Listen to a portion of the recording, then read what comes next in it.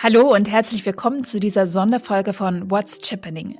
In Episode 9 hatten wir es kurz angedeutet. Frank war am 30. und 31. Januar 2025 beim 22. Innovation Forum for Automation in Dresden und das nicht nur als Gast, sondern auch als Panelist zum Thema Challenges and Opportunities for the Semiconductor Industry. Sein Fazit? Diese Runde müsst ihr gehört haben. Warum? Also erstmal kommen über die Panelists ganz unterschiedliche Perspektiven auf die Branche zusammen, von Fertigung über Automatisierung, Software und KI bis hin zur Maskenherstellung. Dazu hört ihr alte Hasen der Branche, aber auch Neuzugänge mit einem frischen Blick auf die Industrie. Und inhaltlich, da ging es um Herausforderungen, die vor allem auch Hersteller älterer Chips und kleinere Unternehmen haben, gerade in der Konkurrenz zu Fabriken wie ESMC. Dabei geht es natürlich um das Thema Talente und deren Gewinnung und gerade aus Sicht der kleineren Player wurden hier echt spannende Aspekte beleuchtet, die für viele Unternehmen auch an anderen Standorten Relevanz haben.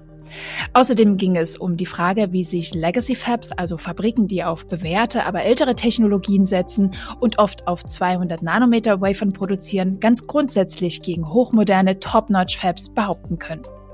Die mittlerweile allgegenwärtige KI war Thema und die Frage, wie viel echten Nutzen die Fertigung von KI heute schon hat und wo aktuell noch Hürden liegen.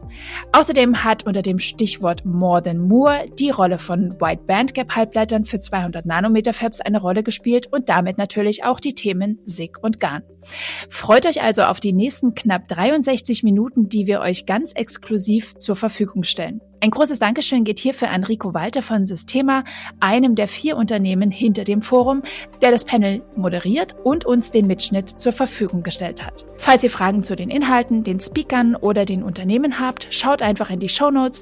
Dort findet ihr wie gewohnt alle wichtigen Infos. Und damit jetzt genug der Vorrede meinerseits. Ich sage Bühne frei und viel Spaß beim Zuhören.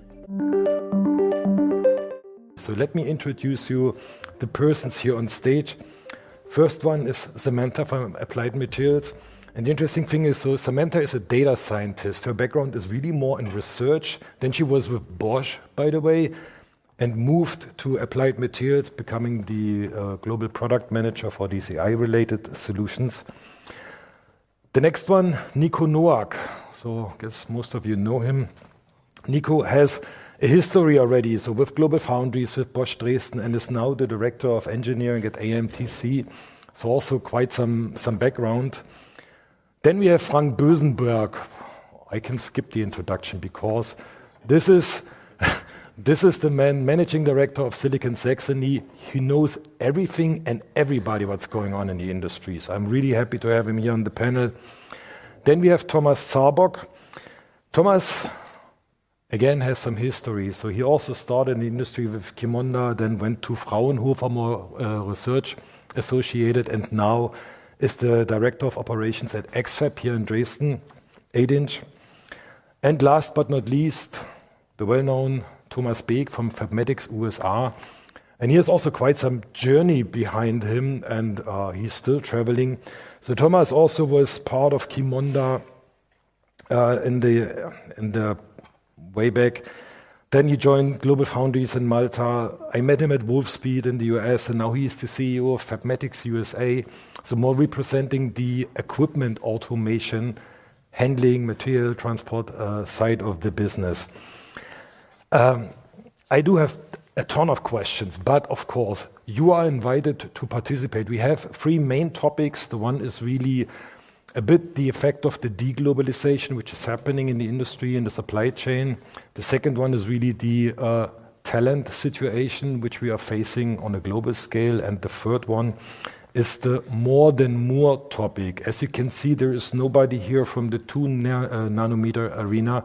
Is more the mature nodes, and we've seen there's quite some demand, and there's also still some capacity in Europe. So these are the 3 main topics. And feel free, if you're interested, ask questions, get up, use the app. I will see it here on my tablet. And let me start with one point, especially about the talent situation. It seems that all of these 5 experts spent a long time in the semiconductor industry, and it seems like once you are in the industry, there's no way to escape it. You might change the company, but you stay in the industry because it's so bloody interesting and very challenging. And first question is to you, Samantha. So what was it for you?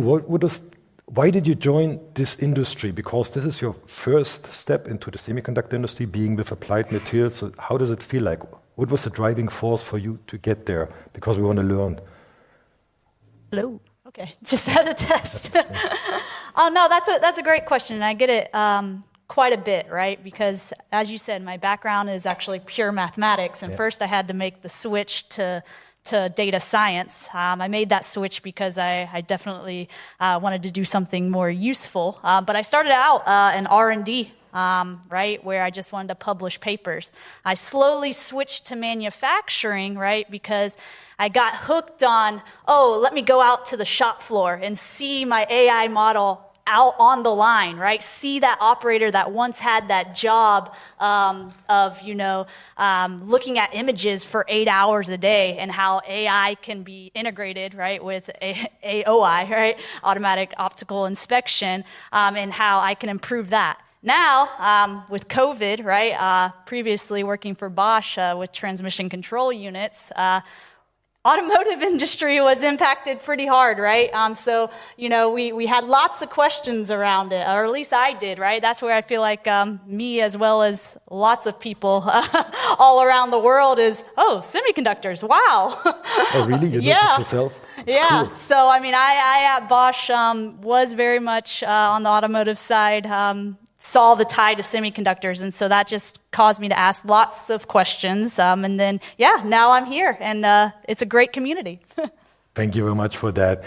So Thomas, you are with an 8-inch, don't get this wrong, fairly legacy fab here in Dresden. You are the smallest player between the big guys, Global Foundries and Infineon, and now ASMC is also coming.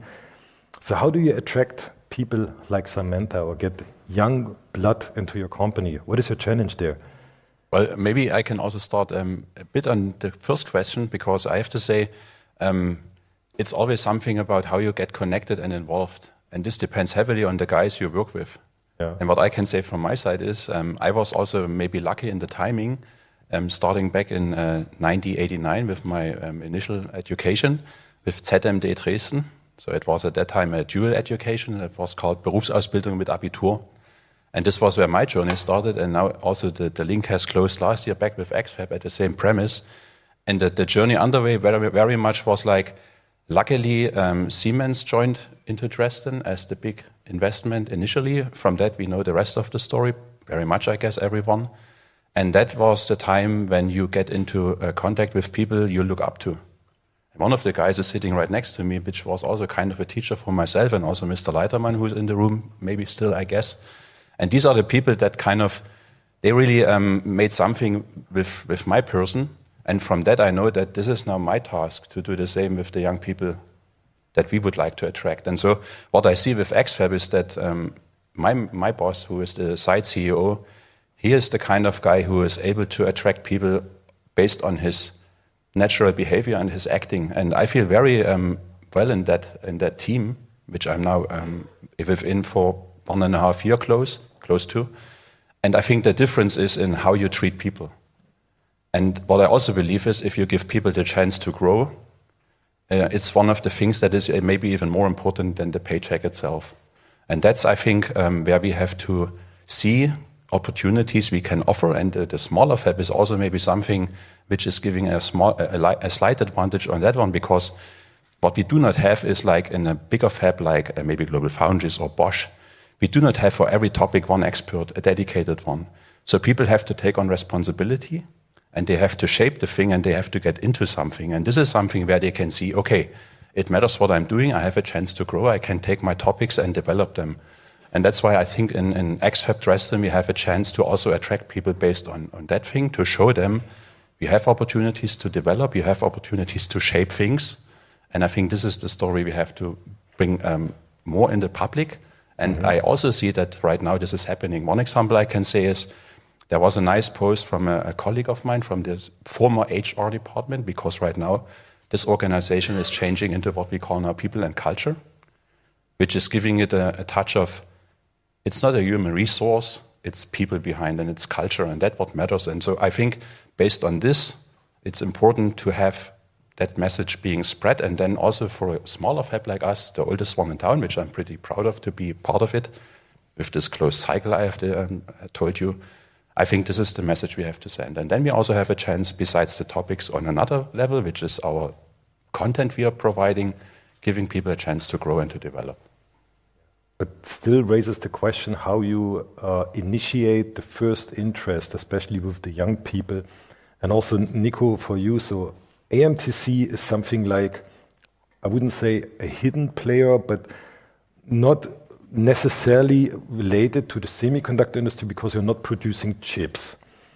And you have some big neighbors around you. So what are you doing to really raise attention and attract people? I mean, once you get in touch with them, I can clearly imagine that they are somehow emphasized or enthusiastic about. But the first step, how do you get their attention? How do you get them on board? Yeah, that's a great question, Rico. First of all, I would not say MTC is not really semiconductor. No, we don't make chips on wafers, but we are the essential first step, of course. Exactly, right? But nobody knows about it. That's the problem. That's right. And we have done awareness. Also a lot of kind of education advertisement on that. That's a story we need to tell. That's a challenge we have. You are right. And I think that's also a challenge. A few other kind of players, which are not global foundries in Infineon in this city, have to tell and explain why they are here, why they are relevant, and why they are playing a very interesting role. Yeah, we have a lot of hidden champions, not only in the Dresden region, but also in Germany. Look at the folks who are supplying to the ASML supply chain with all those great mirror technologies and so on. Look at the folks in the optics industry, just our new neighbors at the same street. I had a talk, I think, last year here as well. A lot of hidden players which are a champion in their niche. And speaking about AMTC, I think our part of attractiveness, once we got into talk to somebody, is we are I think the only one who is supplying productive EUV masks in Europe at all. Yeah? So we are in EUV, but of course we also service global foundries, the other folks in the European chip industry, and also worldwide with standard technologies. So the spread is what we can offer and what also provides a challenge for everyone, challenge for maintaining the complexity in manufacturing. So I don't think it is boring in any of our companies. And this is also some matter which makes us kind of attractive to the people, because the worst thing is that people really are bored and go at home at 4 p.m. every day, right? So they need a challenge. And this is what we can offer as well. Yeah, can confirm that for sure. So Thomas Beek, I mean, you have a German background, living in the US and starting there the business for Fermatics. Fermatics is a nice company, but nobody knows them in the US. So how do you attract talents or get people on board for the very sophisticated stuff you guys doing as a very small player in a big market? Hello. Oh, that's a good question. I mean, this is a completely different environment, but to some extent the same challenges. What I see is what the semiconductor industry, and we as robotics automation company also, we need mechanical, electrical, mechatronic kind of guys or people. Ideally also ladies, females. When I look around here, percentage, I'm not 100% sure if we reach 1%, which is definitely a problem, right?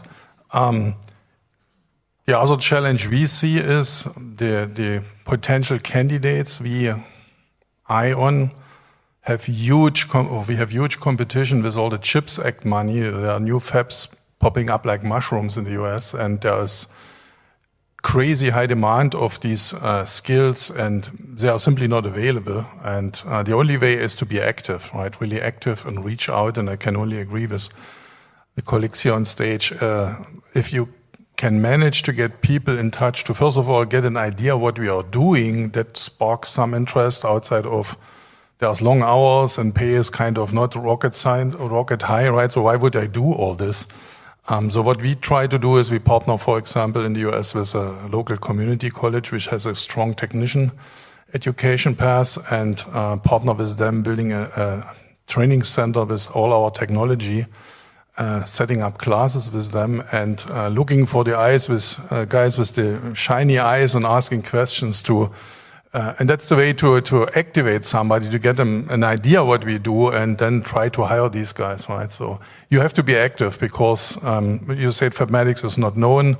I would say it's not 100% true because the semiconductor... You're working for it, that's why, but... The semiconductor industry is a relatively closed club, I would say, right? So people know each other and for many years and... The thing is, you need technical nerds, but the outside of the semiconductor world don't really understand what we do. Exactly. So you need to be active and show them, and then some are interested, and that's where you harvest your talent. Yeah. And don't get us wrong, of course, Fabmatics and also the others here are known in the semiconductor industry, but we are a small family kind of, and we have to break up this a bit. And so that's why, Frank, what are your ideas? Also, I mean, there are quite some initiatives from Silicon Saxony, Silicon Europe. There's a lot of working also now for publicity, which I really appreciate. What are your ideas to get more really attention from the outside world, outside of our semiconductor bubble, to get people, to get talents, to get really also more appreciation, attention? Yeah, one thing that I always stress out is that I don't see the necessity or the use of any hidden champions. And that's two coins of story, because you're not a hidden champion if you show up always.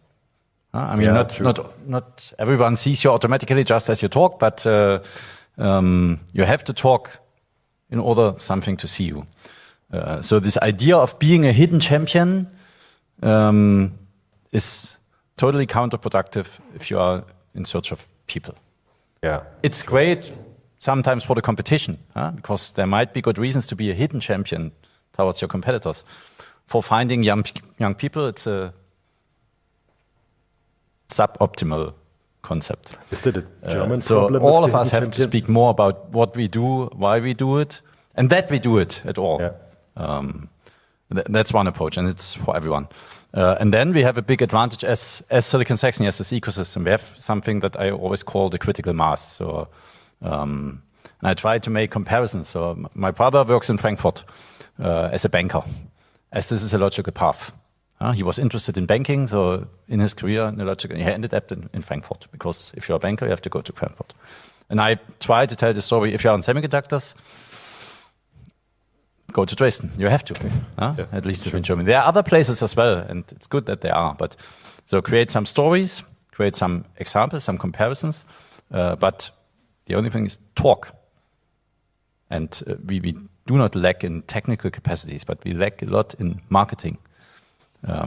That's what we have to improve in order to make people aware of our industry and globally. Samantha, so before you got in touch with German companies, did you know anything like a hidden champion before? Because I think this is not typical for American culture, because if you're a champion, you tell everybody. But Germans are so humble, they don't do this. So how does it feel from the outside that, I mean, also with the industry, people are more, we do great things, but don't tell anybody. So is that weird for you, or how's your perception from the US?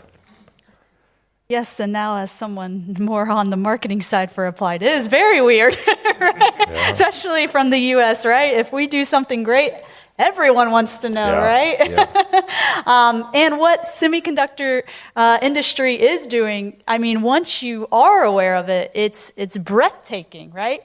Every single cell phone, right? Every single car, appliance, make it more tangible for everyone and how it impacts their daily lives. How can you not get hooked on that? It's true. And the question also related to your domain, also talking about the gap in skills in the US and Europe, everywhere. Is AI something which can help to close the gap from your perspective? all gaps, yet to be determined, to close a lot of gaps. There's huge potential in AI, and it's still growing.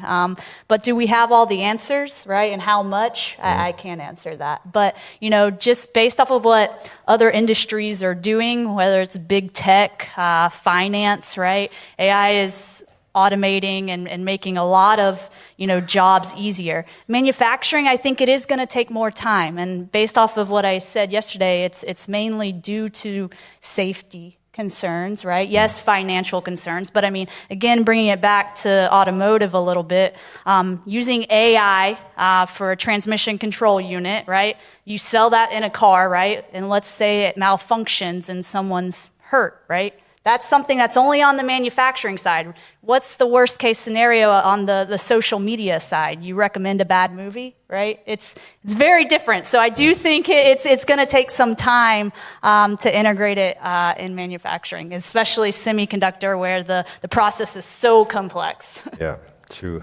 And again, so getting back to you, Thomas Beek,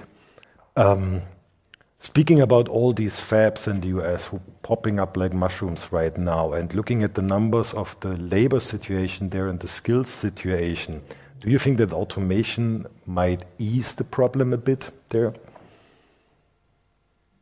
Yes and no, obviously, right? For lower level skills jobs, definitely.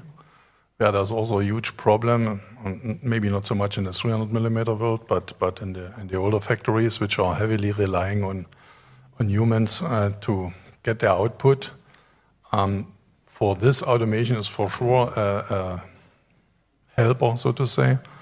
On the other hand, what we see in life is that automation also creates a different set of jobs and skill levels needed to keep the automation alive, because yes, it should run 24/7 fully automatically, but it needs to be helped every once in a while, right? And optimized and everything. So it also creates a new demand for people, which are unfortunately even harder to find, right? And so it's a good and a bad thing, so to say.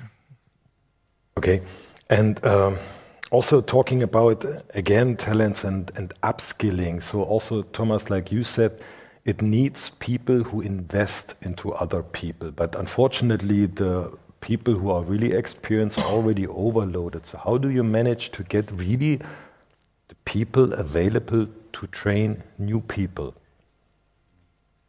Yeah, I think that's part of the growing. So it starts with delegating topics, starting with harder. Yeah, you have to let go. You have to trust the other guys, and they will prove that it's right to trust them. Usually, that's what my experience is, and it was also in the last 10 years within Fraunhofer. I realized that this is something I have to get better myself first. So you start with yourself, and then you get the people involved, and they will grab it, and then you have some. So there was this one nice thing. I think it was from Harald Eckers. He was the first managing director of Siemens here in Dresden. I just heard about it, and this is a saying I have memorized very heavily. He must have told his management team in the very beginning that he expects from everyone to look out of the window half an hour a day. Something like that. And this was pretty much in my head, because it's now more like it's like a picture, which I also told my people now at XFAB. We have to make ourselves available for having half an hour a day looking out the window, which means we have to let go the operational stuff, although we are responsible for operations, obviously, but let's think on what we can do next. And this is also when we get these two together, get other people involved and give them responsibility, they will grow. They might also attract others, because they can also spread the word. And if they talk nicely about your company, they might attract others. So this is also one approach we take, that people, like employees, get in new employees. And this is also being, appreciated, and also they also might get some money for that. This is one of the topics we do. And of course, there are other things to get people from the outside. One is, I've read, and I might also show up next week in Freiberg, there's some initiative from Silicon Saxony. So there's one workshop that takes place. It's about also getting people from abroad involved as workforce for the area. And it's different puzzle pieces you have to put together. And that's, I think, the topic, how you get people attracted and involved. have to keep on moving and spread the good news. So Nico, how do you solve that challenge, finding time to really coach, build new talents? I mean, you can make it very simple, make it part of the job description, but of course this is more the formal way, right? It's good. It's good. I mean, actually teaching, as Thomas already said, is part of my expectation and growth of the engineers, of the managers. And as we say in Germany, über den Tellerrand gucken, also so look left and right and try to integrate and try to not just be focused on the one thing you are doing just now, but also think further and really make sure whatever you bring as a value to the company is integrating into the value of your team and the value of the whole company. So make people part of the vision. And this is also growing a family style of working together in the team. Pretty good. And Samantha, because for you this is still the freshest experience, so how was the coaching your experience and also, let's say, the trust? So what was motivating you to just go higher? Because you got right now quite some responsibility being the global product manager. So this is a path. So what was the support you got? What did you appreciate? What helped you? Well, I can only speak for the Applied family, but I think every time that I did have a question and reach out, no one said that they were too busy, right? Maybe at that point in time, there could have been. But yes, I got lots of support from who I reached out to. But I think, too, maybe to put me apart from maybe others, right, is just the curiosity and exposure to where I would, be able to ask questions that I might not know, right? The exposure of, Sam, we're going to pull you into this meeting and you might understand 5 words in it, but you'll probably have 100 questions afterwards and that's how you're going to learn, right? So it is a little, trial by fire, sink or swim, but at the same time, it's not. It's a culture that, you're brought opportunities, right?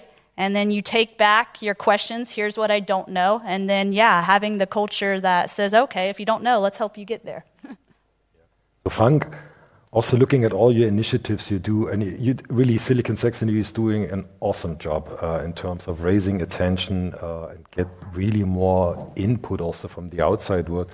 So what are your experiences also? Are we already there that we especially support the young talents and let them grow also like Samantha experienced it, that they are allowed to raise hundreds of questions, get the answers and learn? Is the culture already existing here? I will give an answer of a lawyer. It depends. No, we are not lawyers here. Well, no, but to split this, I mean, Silicon Saxony is not me, it's not us as an organization. It's all of us, the entire region. So it's extremely heterogeneous. And of course, yes, there are the best practices. There are great examples that are here. And X-Fab is one of them. I mean, in theory, they couldn't find a single person because they have the big fabs in front of them. So in theory, it's impossible for them to grow, but they do.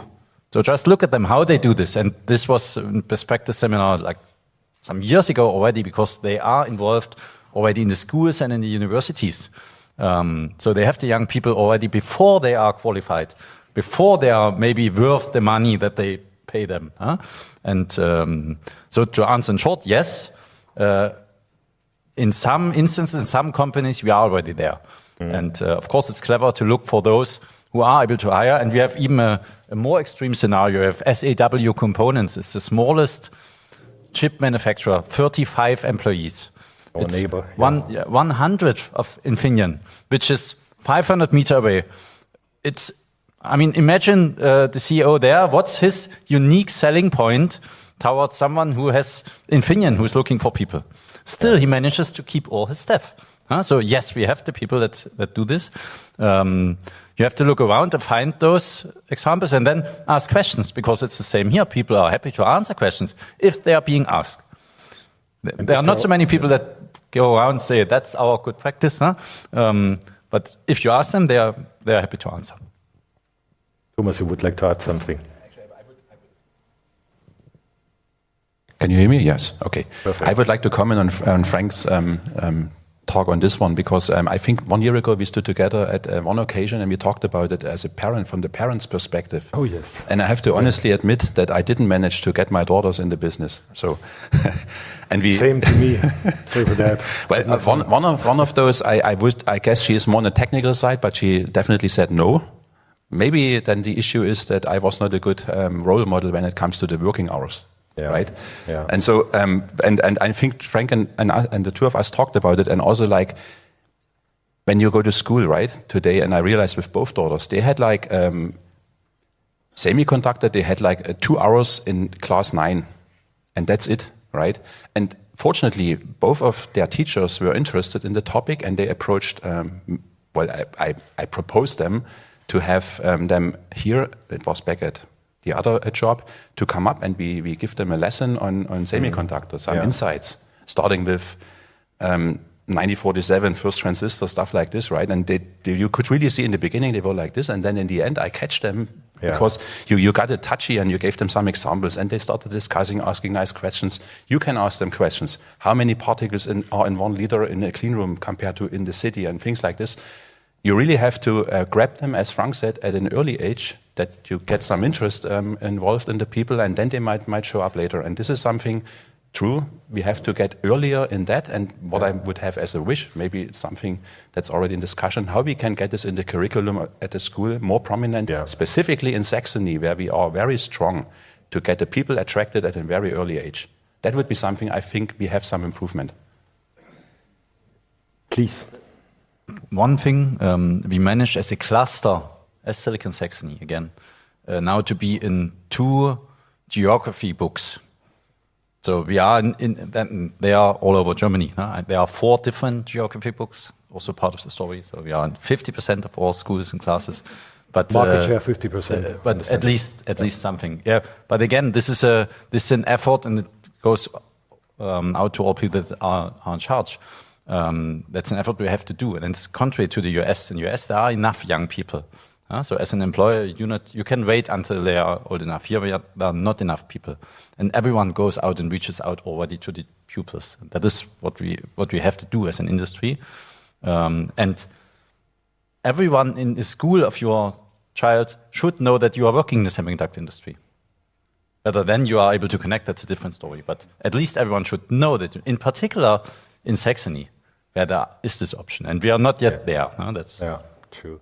And I have to add, I saw a very exciting initiative from Intel in Ireland where they really make something like TikTok videos and go to kindergartens and schools to plant the spark. This is a long-term investment they're really doing.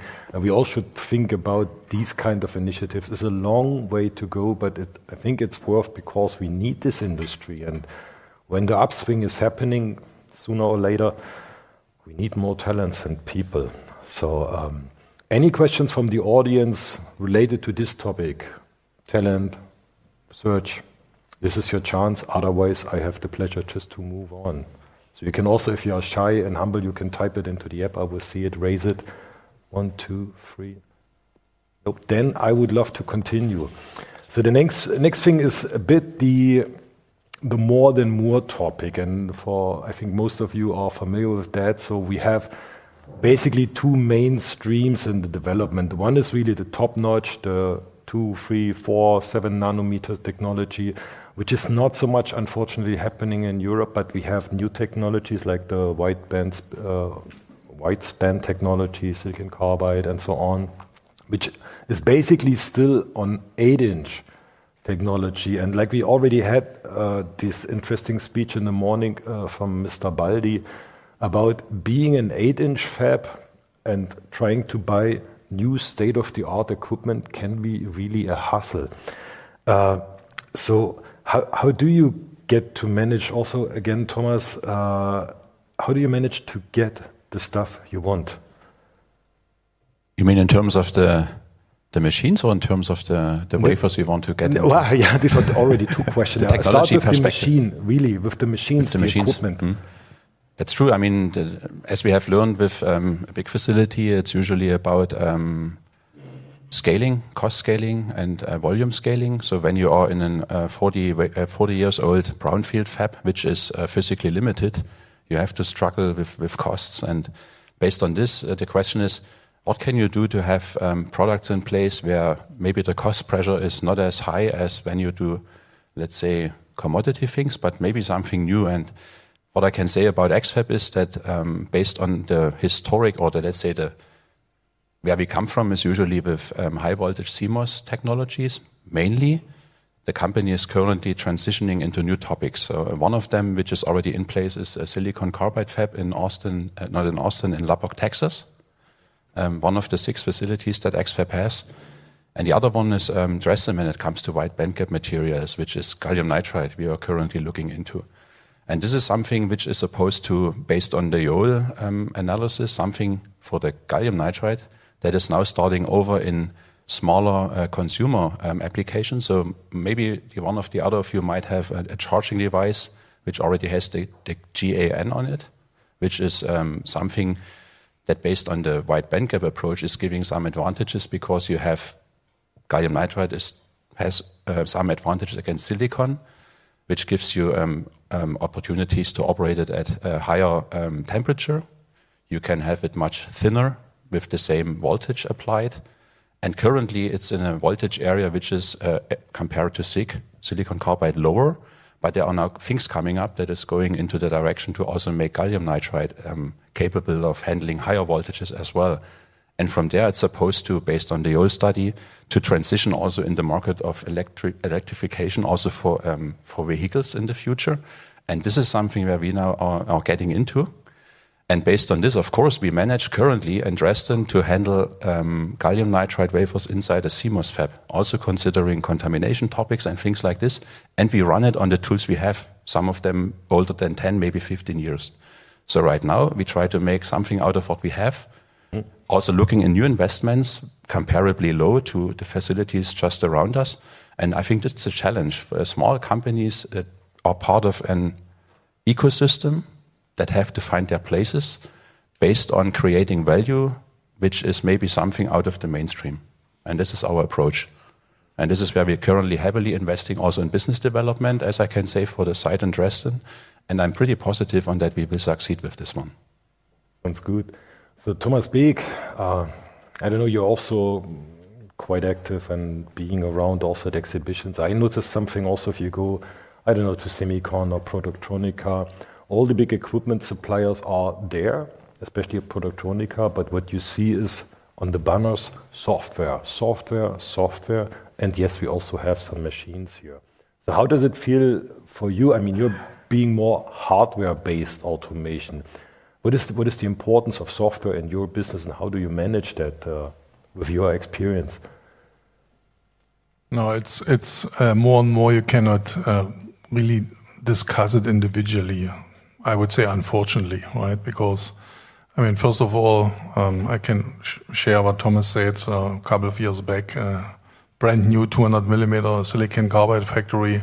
It's an absolute nightmare to get 200 millimeter equipments to somewhat recent standards, because all the big, there are only a handful of big equipment suppliers, and they all eyeing to ride the AI wave in 300 millimeter in high volume, and you have a hard time to get a machine which is running on more than Windows 95. And I've seen metrology tools, and I can say, really, and there's zero interest in anything. So that's a problem. And of course, software is part of that, right? Because the hardware, the older generations, even the equipment manufacturers are kind of not really investing, in my opinion, any hardware things. And to make this working in a newer 200 millimeter factory, where also more modern systems like MES and FDC and sensor integration is more and more a topic. It becomes a challenge, and cybersecurity was a talk here, right? If the software is not a thing. So, but the problem here is.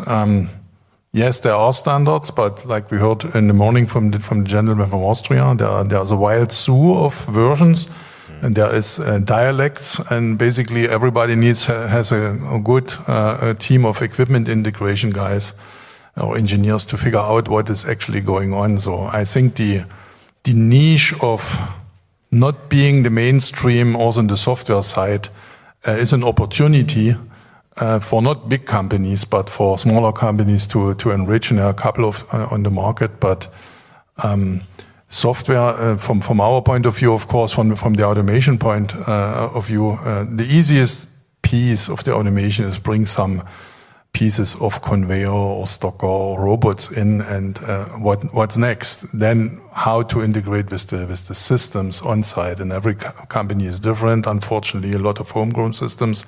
So software capabilities and adaptability is a huge piece of it. Yeah, true. So Nico, also there is this phenomenon of fear of missing out. So how do you get attention from your management colleagues if you want to invest into hardware and not AI and software? Maybe hardware is easier than even the software stuff, because really? In hardware we always try to solve two issues. First is add more kind of capability in very plainly nanometer scale. Say, okay, I can increase the resolution of my next process by this and that nanometer, and for that I need to have this hardware, and I can assure this and that additional business. So this is even more easy, I would say, for kind of modernization of the fleet. The other thing is, in a hardware perspective, more an obsolescence topic where we really see a challenge, very frankly, because like our company is 22 years old, and we see there's also machinery which is that age, and there's obsolescence in spare parts or even in the whole machine, and there's few areas of process where the big guys like Applied and KLA are interested to provide new systems. But there's also wide areas where there's just no follow-up manufacturing of those types of machines. A few areas are where smart companies in Germany or in Europe coming up say, okay, let's find out how many guys are in this industry interested in type of replacement. There is a factory in Sweden, and there is also a company in Chemnitz. We are collaborating to develop successors of the current equipment. That's the equipment side. On the software side, there's always good argument when you also say we can compensate hardware shortfalls by software means. Yeah, so when there's maybe not a compensation of some physical effect in my machine, I can write a machine learning model, and we are doing that for more than a decade. And I can put it into the data flow to put a compensation into customer data to be more accurate in the manufacturing result. This is something what I, again, can sell. What I have a challenge with at the moment, very frankly, and this is what was in your talk in the breakout session yesterday, was the argumentation for starting with a cleaned up data infrastructure which has kind of modernized structures, modernized data pipelines, and so on, because there's a longer way to ROI. That's always a challenge, of course. Yeah. So Frank, do you see that? I mean, also the demand, which is obviously there for, let's say, not top-notch equipment, but all these kind of 8-inch smaller ones. Is that a chance for the local, for the German, for the European industry? Do you see activities also to benefit from this? To be honest, I do not have too deep insight into that, into market figures of this equipment. What I see, and that's an update. The biggest European country in equipment, dominated by one player, known globally, Netherlands, has issued a research innovation agenda just yesterday or the day before, where 46 companies and RTOs put together also for the equipment market. I haven't, because it's in Dutch, I have had a quick look on it. I haven't seen whether they also target 200 millimeter equipment. What is true is that, and we started with SIG and GaN, that those fields are further developing and still using 200 millimeter. And also Infineon issued a GaN roadmap also just this week, where they issue this, that the market will grow, and it's maybe a kind of self-fulfilling prophecy then. Get to this. I see fields where 200 millimeter equipment is still needed, and I see the difficulty that the non-200 millimeter, 300 millimeter market grows much quicker. Whether this will be addressed by new players in the field or whether others will be, I cannot judge, but there will be growth also in this. Thomas. I would like to add one thing, which I think also 200 millimeter has perspective for the next 10 years is microsystems, because there we talk about very special applications in specific. And so I can also say that X-Fab is also going into that topic with the site in Erfurt. So getting up microsystems business over there. And also from my job before, I know that also there is, of course, transitioning into 300 millimeter, like for instance, Bosch, what I've heard. But for very specific applications, 200 millimeter is very well enough as a technology from the wafer size perspective. Yes. Because the demand might be small, you have maybe special applications, which is maybe 300 millimeter still too large to fill it. So that's why I think 200 still has a lifetime also from that part of the technology side. Absolutely agree. Can confirm it also from my own experience. Samantha, talking about all these, let's say, 8-inch world, the stuff below the top-notch thing, is that exciting or still interesting for you in terms of AI? And if yes, what are the challenges you have to overcome to really apply the things you're doing in that kind of industry segment? The short answer is yes, of course, it's still exciting. Yeah, because you're doing sales and marketing, but but I mean, just making access to quality level of data is already sometimes a nightmare and hard work, doing all the plumbing which is going on under the water. So is it attractive to you still to work there, to approach this market? Yeah, and it brings new challenges. I mean, in my talking and others, right? Just as you said, it's not hard to build an AI model these days, right? The hard part is data, right? So getting data and you know, the thought process behind AI until, you know, very recently is, the more data that you give a model, right, the better, right? The more likely it's going to learn, as well as context, right?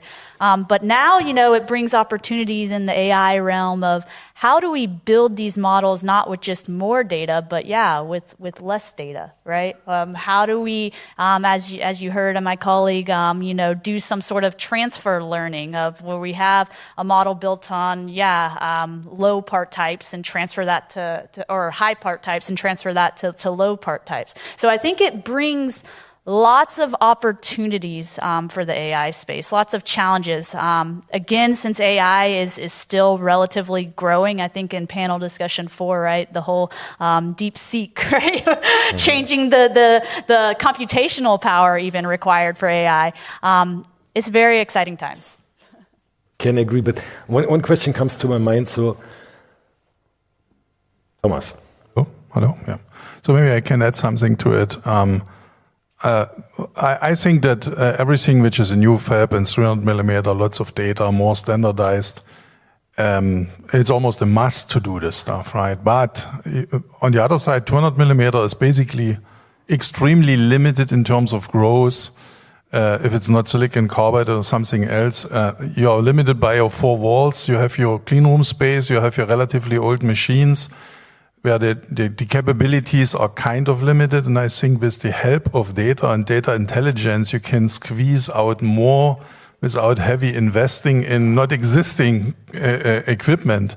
And I think that is a chance, even if there's more problems with generating the data, but it's a maybe easier way to squeeze out more of your factories, because the cost pressure is there, and it will be even worse in a couple of years when Asia turns up all the legacy factories. And everybody says we will not buy from Asia and China, but when it comes down to 40% cheaper, 80% will buy there, which is a huge threat to the existing Western legacy factories, in my opinion.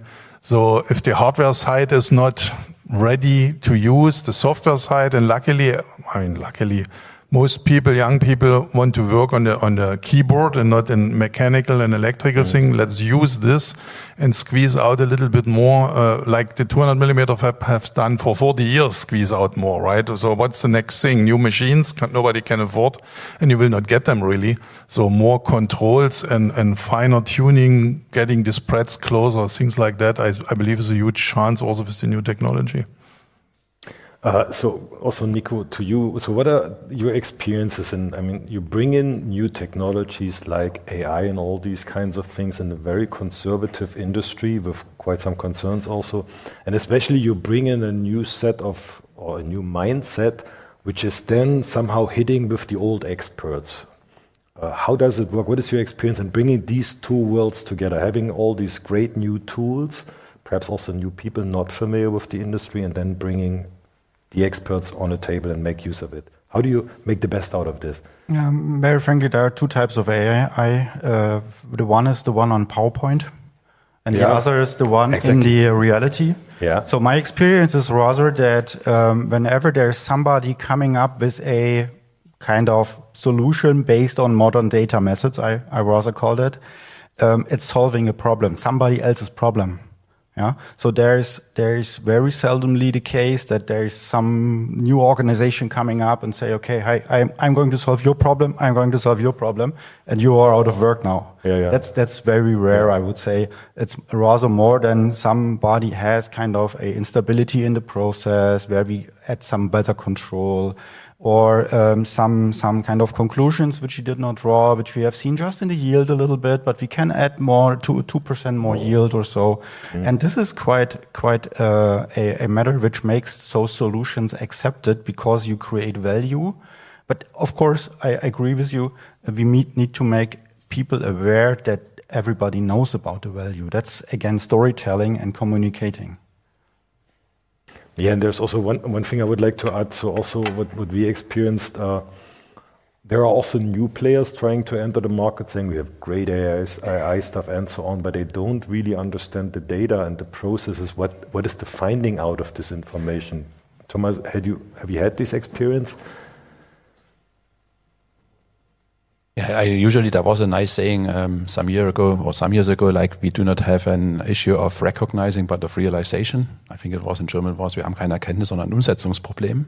And I think you can also apply it here, because the thing is, finding something out is one, to accordingly execute and earn the benefits is something else, right? And that's why I also agree with this PowerPoint. It's a nice picture, actually. And I'm also, very honestly, I'm also somewhat hesitant still with this artificial intelligence thing, because so far, to be honest, I haven't seen something that is really where I say, wow, this is amazing, at least not in the environment for the last 2 to 4, 5 years. So I'm still excited on seeing a real use case that is kind of changing something. What I also have realized, and this is what Thomas said, so young people, they like to play the keyboard. Yeah. But I have heard also from former and filling colleagues that that's the advantage, as we are in family in Dresden, we exchange also on an informal level very frequently. They said the young people come along and they don't want to understand what's the method, the system, or the behavior behind. They would like to analyze the data.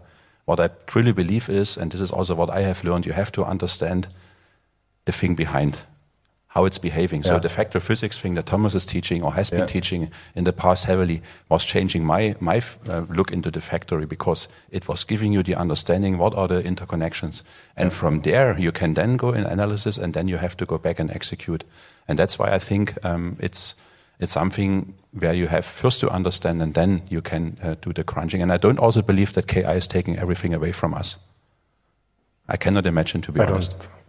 Think that either, but there was an interesting discussion also last year. So what is the last one remaining in the fab when AI took over, and that is the maintenance technician. So grow your kids to become maintenance technicians. Okay, I got a signal now. I notice how it is to sit here from Catherine that we have 5 minutes to go. I could stretch this for much longer, but last point a bit also on the bigger picture. So things are changing in the world. So the way how, like you already said, all of a sudden the semiconductor industry is coming back to the US with a lot of investment. There are a lot of things happening here in Europe. There was quite some attention to the industry during COVID, during the pandemic, but now it seems to goes away a bit. And also question to Frank, I mean, we discussed this yesterday.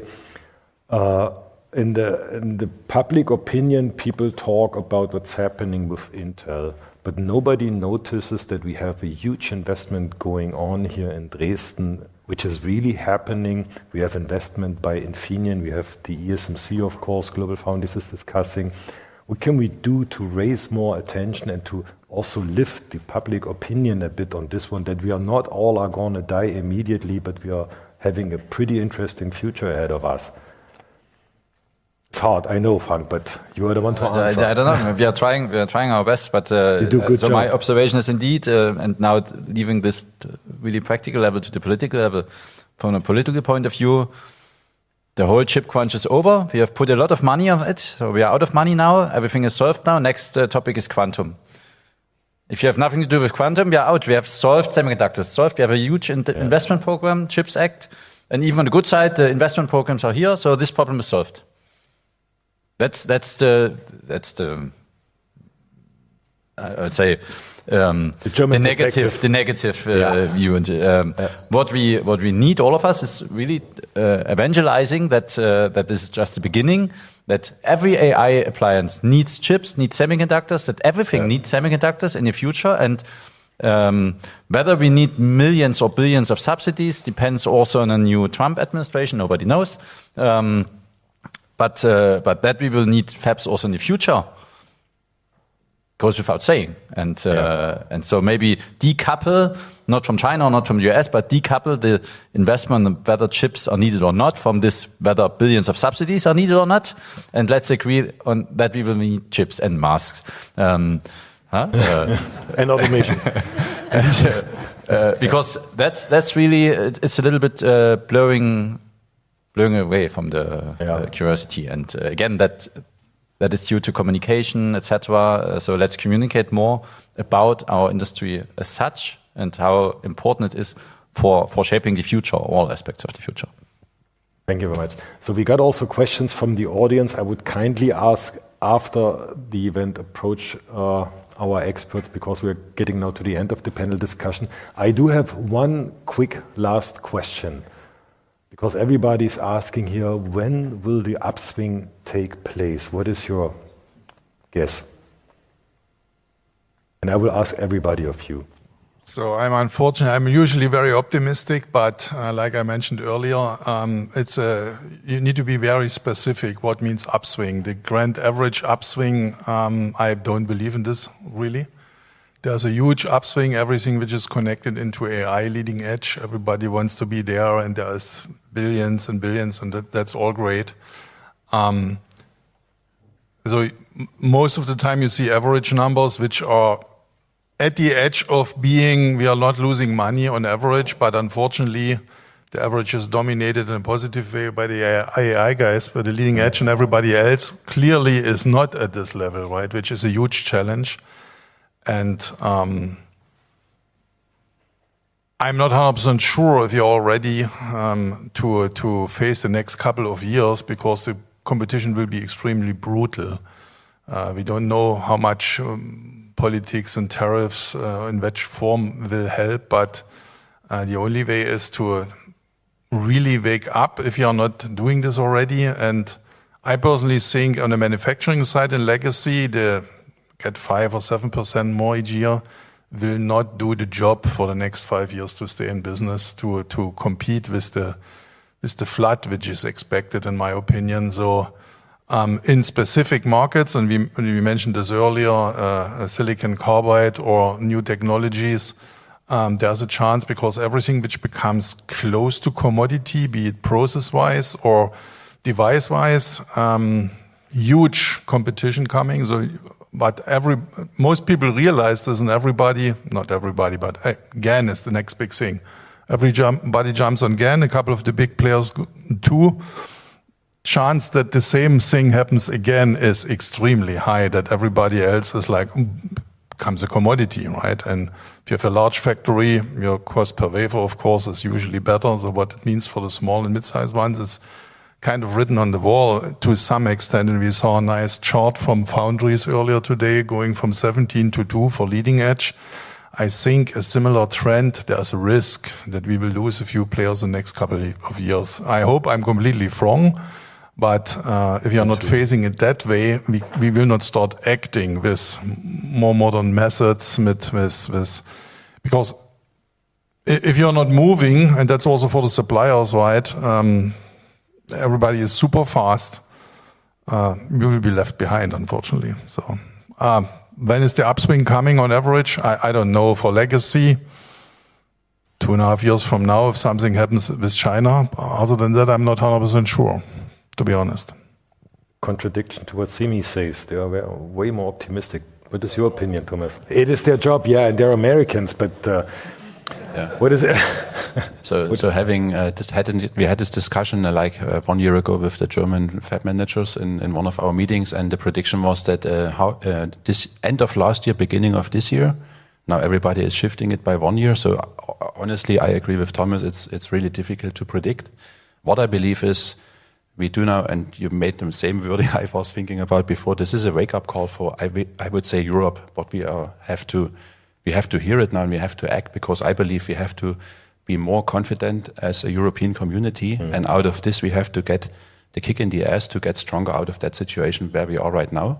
Yeah. And I believe this is something we have to go into. And everybody in the room should ask, what can I contribute with my team, with my facility to do that? And I think that's the challenge. Yeah, I also have extreme difficulties in saying one date or figure. I also follow a lot of those prediction, and if you build averages, we are not affected because, as Thomas said, it's AI as a big driver. Sometimes it's memory as a big driver, even more volatile than the other types of chips. We are not at all in the game. So again, last year we said in autumn in 1 year. I can say the same. I would add one positive note. You know that we are tracking the employment figures in Saxony in the industry. And we usually issue them in May during Silicon Saxony Day or in June. And last year, by the end of last year, I asked my team to check the figures for after half a year. Because I was afraid that for the first year, we will have to tell the story that the rise stops and it slows down. It's not as steep as the year before, but we still have a growth in employment overall. And yeah, it's tricky business-wise, but we still have this growth, and this will continue. And be prepared. And that's a personal view. Yes, maybe players disappear, but they are being overtaken. There will be mergers, acquisitions. The job does not disappear. The industry does not disappear. It will further grow. Yeah. But no clear predictions on when everybody will be rich. I was hoping for a simple answer, okay, but I accept that. Nico, what is your point? Maybe also not a simple answer for me. But what we can see is we are serving the majority of the European industry with photomasks and also with other stuff, which is very interesting from an optical perspective. And all the different players which are in our customer base have different types of agendas, kind of. One is more in automotive, one is more in power.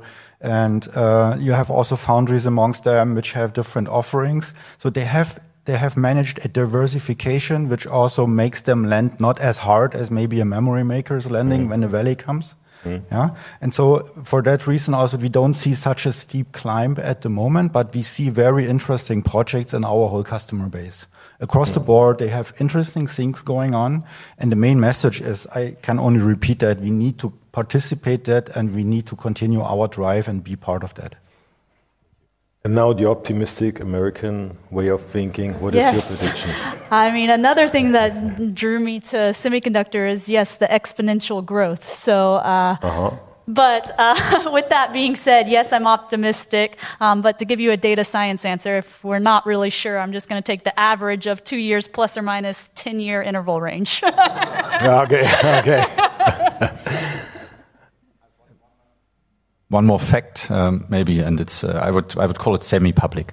You know that Germany issued a call for the European Chips Act money targeting SME with the deadline of 10th of January. Even though there's nothing really official, we know that there's a 3 times higher interest in the call, and it was roughly 2 billion that they are planning to spend in subsidies, 3 times higher interest than those 2 billion. So there are investment projects that are asking for money that is maybe not available, but there are those investment projects, and that's Germany alone. I'm not talking about different markets. Yeah. That's just projects that have been submitted in Germany, 3 times more than they expected. What kind of projects? I do not know, or if I know, I could not disclose. But it's a positive signal that there are investment projects also in Germany in the industry. So stay positive. And with that positive message, I would really like to thank our panelists. And I mean, all of them are not politicians or entertainers. They are really industry experts, except you, Frank, but you're also an expert. I'm not a politician. I'm an entertainer. No, you're really good. Again, give them a big hand. I'm really thankful. I hope you could enjoy the discussion. Thank you very much.